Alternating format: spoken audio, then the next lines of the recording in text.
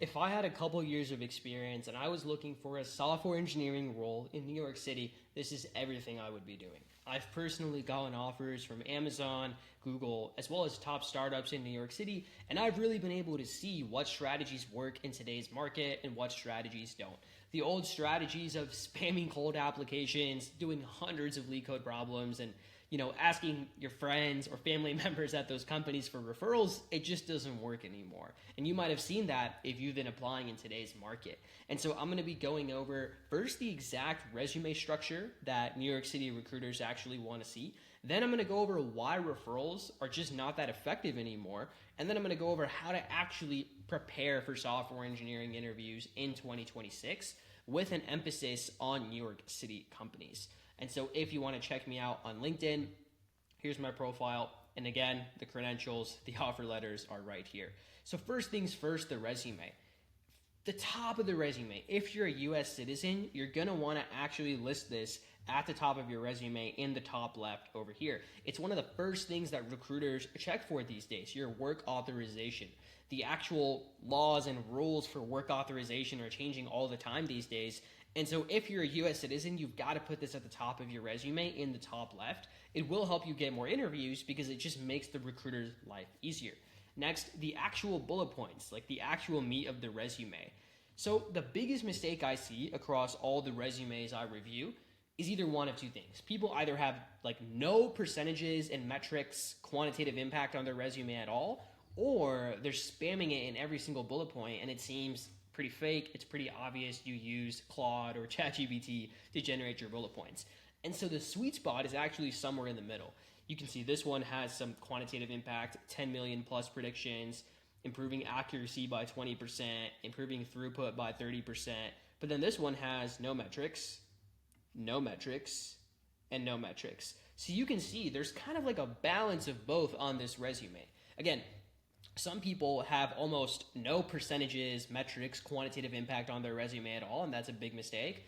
And then some people spam it in every single bullet point, and it obviously seems AI generated. And so you've got to find a balance. This is something that recruiters, especially in New York City, but honestly any recruiter is going to look for. And then next on the resume is the education section. This one is so crucial. Unless you are fresh out of college, your education section should actually be at the bottom of your resume. If you're watching this video, you're not fresh out of college. You probably have a couple years of experience at least at this point. So at this point, you don't want recruiters to perceive you as somebody who's inexperienced and fresh out of school. Therefore, your education section needs to be at the bottom of the resume. This is actually something that I've spoken to many recruiters in the industry about, and it's absolutely crucial. And then one additional thing for the resume that is honestly probably the most important part of the resume is the actual titles you have on your resume. So a lot of people have titles like front-end developer, software developer, back-end engineer, web developer. Their titles are all over the place, AI engineer.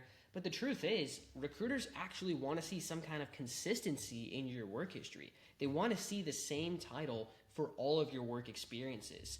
And that's for two reasons. One, if you're applying for roles that say software engineer on the job title, the ATS is specifically going to look for that title on your resume for your previous work experiences.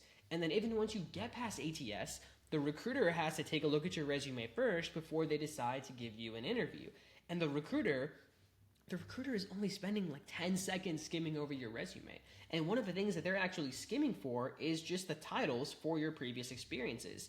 And so in the recruiter's eyes, if your titles are all over the place, like back-end developer, software developer, web developer, the recruiter actually doesn't like that. The recruiter is going to think, oh, this person's experience is all over the place.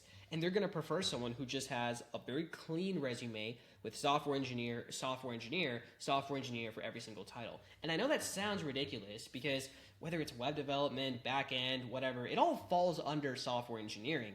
But in the eyes of a recruiter, they don't see it that way. They want to see the same consistent titles for all of your experiences. So honestly, even if the previous titles you've had at your previous role, even if it was not exactly software engineer, if your internal title at the company was something else, it doesn't really matter. Whenever they do the background check, they're not checking for your specific title. They're just checking to make sure you actually worked at that specific company. So it's completely fine to just change all of your titles to say software engineer. This 100% will help you land more interviews. I've actually mentored hundreds of engineers over the past few years. And whenever I revise their resume and I tell them to make that switch, they always get more interviews. So one of the really the two highest leverage things you can do on your resume to land more interviews as an experienced software engineer is to first list your work authorization at the top of your resume, especially if you're a US citizen, you want to make that clear on your resume. And then the actual titles. You've got to just change all of your titles to say software engineer. All right, next, referrals. I promised I was going to tell you why referrals are not that effective anymore. Because a few years ago, referrals were the way to go. If you knew someone at a big tech company, it was pretty easy to get an interview as long as they gave you a referral. But you might have heard, or maybe you've experienced this yourself, that it's just not that effective anymore. And one of the biggest reasons for that is this website called Referral Hub. I'm not affiliated with them at all. I actually hate this website because it's honestly destroying the industry. And so what you can do with this website is you can literally buy referrals at big tech companies. You can buy a referral at NVIDIA for $35. You can buy a referral at Amazon, Stripe, Snowflake, Intuit, Oracle, Salesforce, all these top tech companies. And the thing is, if anyone can just buy a referral at these companies for the price of a lunch or a dinner, well, if everyone has a referral, it just doesn't mean as much anymore. And so referrals are not that effective anymore for landing interviews. What's more effective is actually reaching out directly to recruiters, not on LinkedIn, but actually cold emailing recruiters.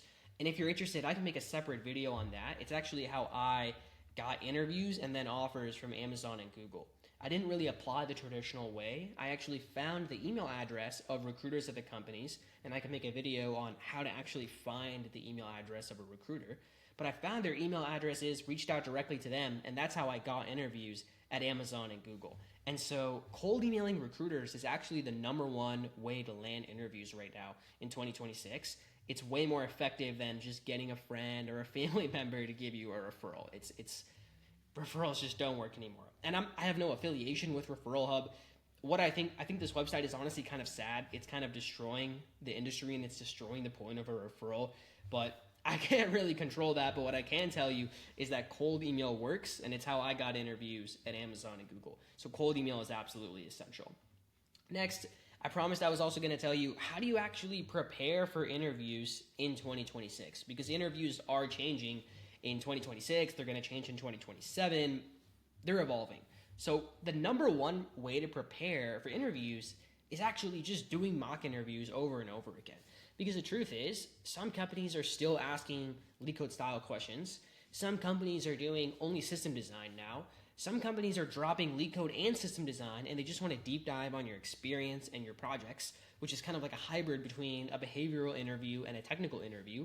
Some companies are not doing that, and instead they're just testing how well you can use AI coding tools like Claude Code, Codex, etc. Companies' interviews are all over the place in 2026. A few years ago, you could just do the LeetCode 150. You could go to that company's tagged section on LeetCode and do the commonly asked LeetCode questions. Interviews are completely different this year, and they're probably going to be different again in 2027. And they're really just asking different things at every time, and there's not much consistency across the industry anymore. And what that means in terms of interview prep is that you can't just study for interviews by yourself anymore. You can't just, sit at a desk and study for interviews. You have to actually do mock interviews with other people. Those could be colleagues at work. They could be friends. They could be just random people you kind of find online if you DM them on LinkedIn and say, hey, can you do a mock interview with me? It could really be anything, but you need to be doing mock interviews with other engineers in the industry to actually keep that interviewing muscle sharp these days. Otherwise, you could get totally blindsided by something in the interview that you never actually studied. So the only way to really be sharp for interviews these days is just consistently do mock interviews at least once a week. And I actually run a company, this is completely unrelated, but I actually run a company where we help software engineers with interview prep and helping them land more interviews as well. But one of the main things we focus on is interview prep, right? Helping them prepare for interviews. And just to give you an idea, we actually do a full report for every single software engineer after the mock interview on what they did well, what they could have done better, and how to prepare for future interviews. And so you don't have to do that through our company, but whatever you do, find a friend, find a colleague in the industry, and just do mock interviews with them, because that's the number one way to really feel sharp and prepared for interviews, because no matter what they throw your way, you're going to feel so much more calm and cool and collected under that pressure, because you've already been simulating that every week. And so, again, I promise I'd show you one of these reports. We basically give you a full report on, what went well, where you could improve, the problem-solving structure you should follow for future interviews, how everything should tie together. We give you feedback on the code you actually wrote in the mock interview. Really a full part-by-part assessment, and also a suggested interview strategy going forward. So again, you don't have to do this with us, but you just need to be doing mock interviews in 2026 if you want to be 100% ready for anything that could come your way. And so that's it for this video. Go ahead and leave a like, subscribe to the channel, and I'll see you soon.